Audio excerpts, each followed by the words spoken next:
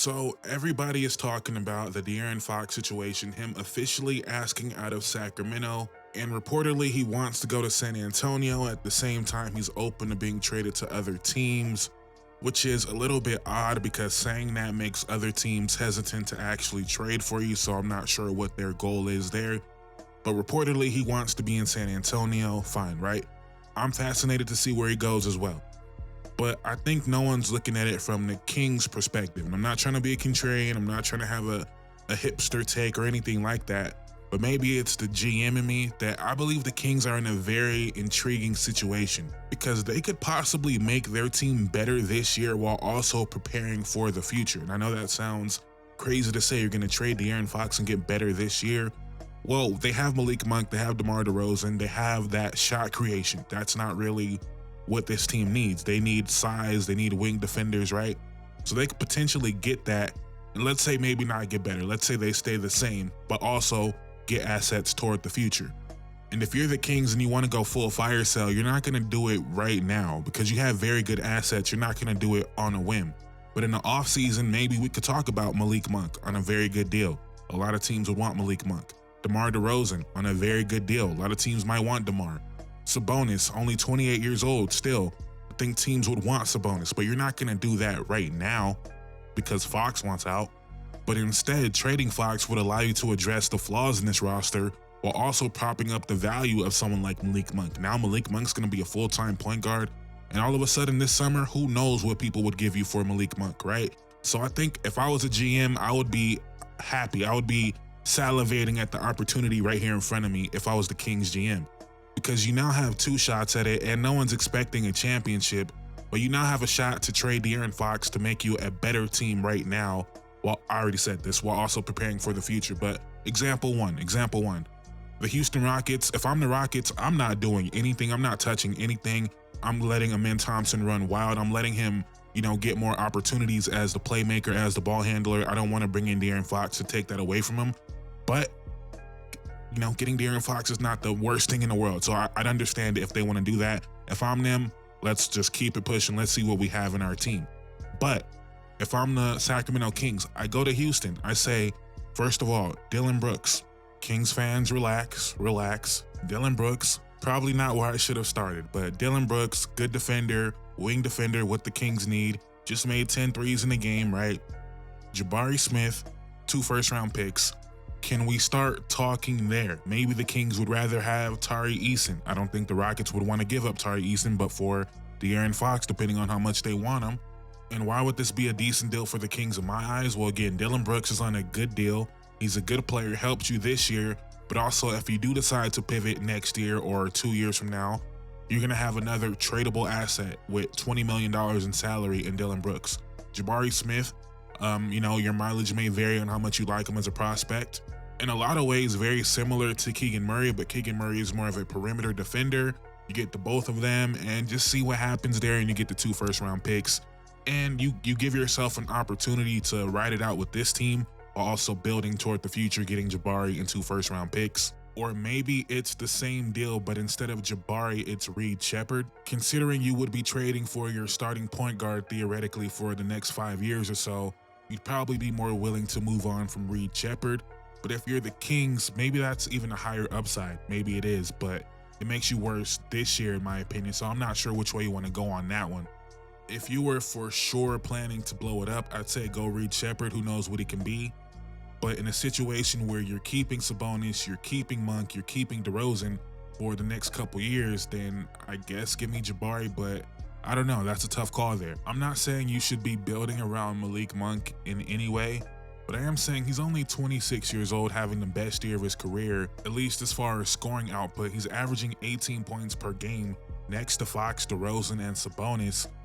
If I'm the Kings, I'm trying to build up Malik Monk as much as possible, and then when it's time, maybe we flip him and start the rebuild. So I think I'd go Jabari, but I might look stupid if Reed Sheppard turns into an all-star guard, which could happen.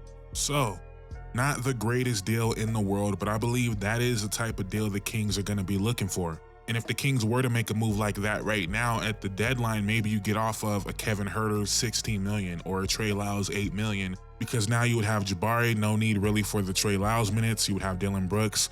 Kevin Herter already doesn't really play, so he really wouldn't play if you got Dylan Brooks. And I already know Kings fans are not gonna like that. So let's go to San Antonio. How does he get to San Antonio? Well, besides Jimmy Butler and now De'Aaron Fox, there's one other player out there that I guess no one's really even talking about at this point because he's been injured, but what's going on with Brandon Ingram?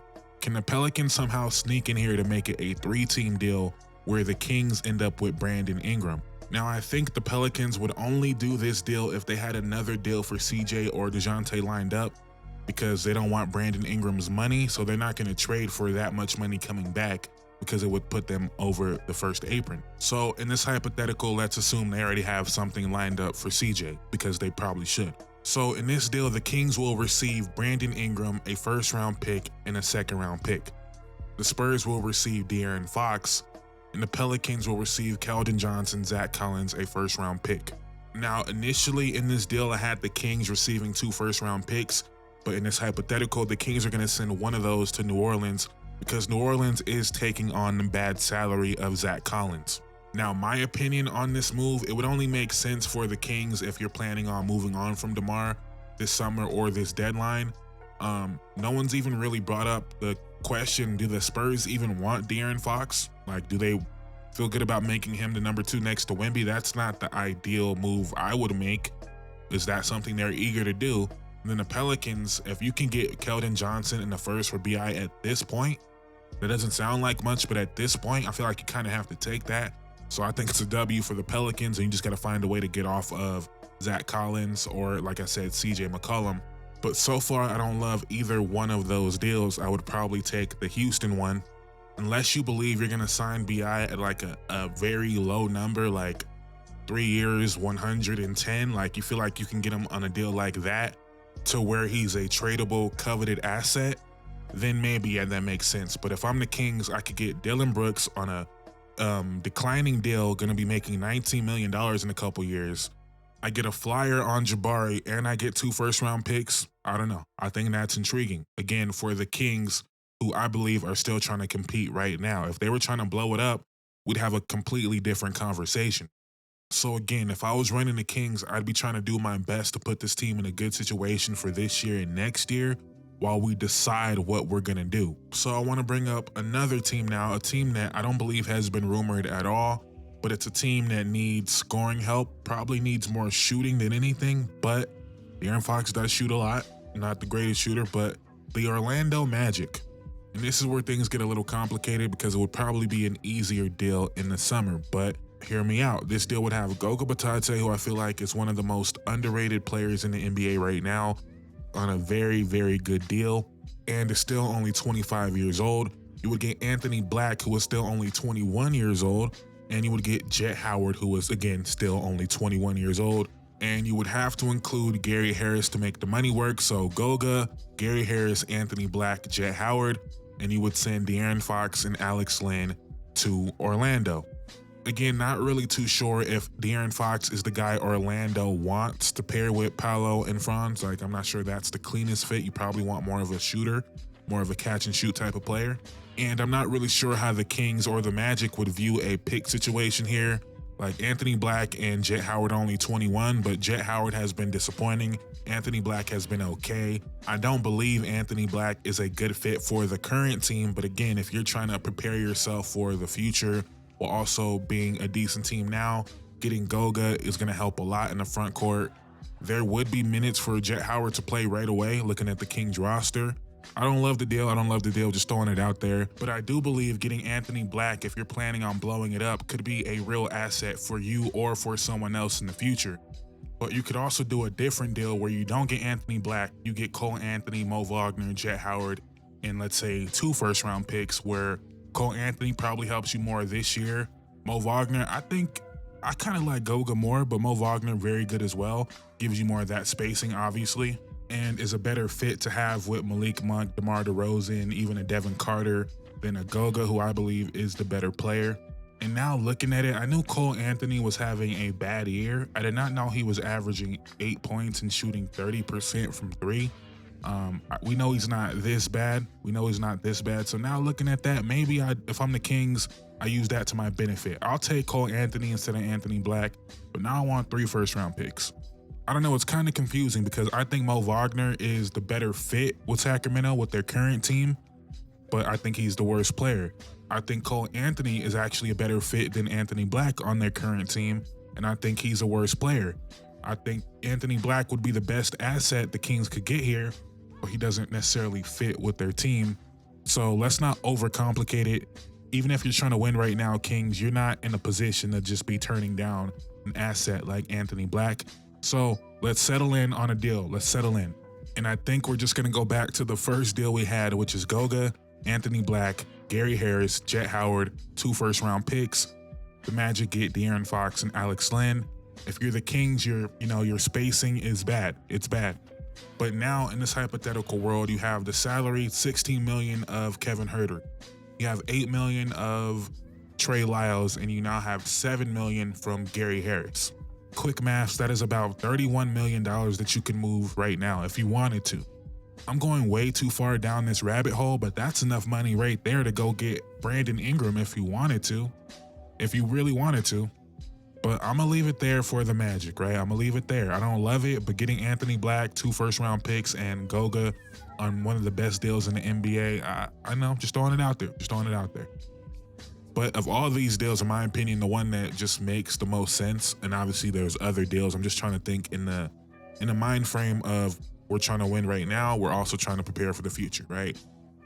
But of all the deals, clearly my favorite one is the Houston one. But let me know what type of deal you think the Kings are gonna get, because I don't believe they're gonna get this not superstar, but like the star level asset, right? I don't believe they're getting an Amin Thompson. Of course not. I don't believe they're gonna get even a Stephon Castle. I don't think the Spurs are in a rush to do that. I think someone like Jabari is as good as you're gonna get as far as a young, talented asset. Again, unless you're comfortable with paying someone like Brandon Ingram $40 million a year, I'm not sure that's the move to go, but that's something I could see happening as well.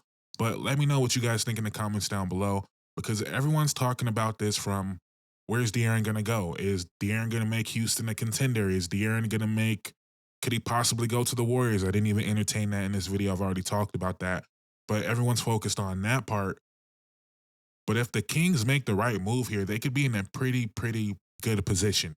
Oh, and I tried to make a Miami deal work, but I don't think Miami is in a rush to give up Tyler Hero. I know that sounds crazy, but I kind of think they would just keep Tyler Hero at this point. That might be dumb. That probably is dumb.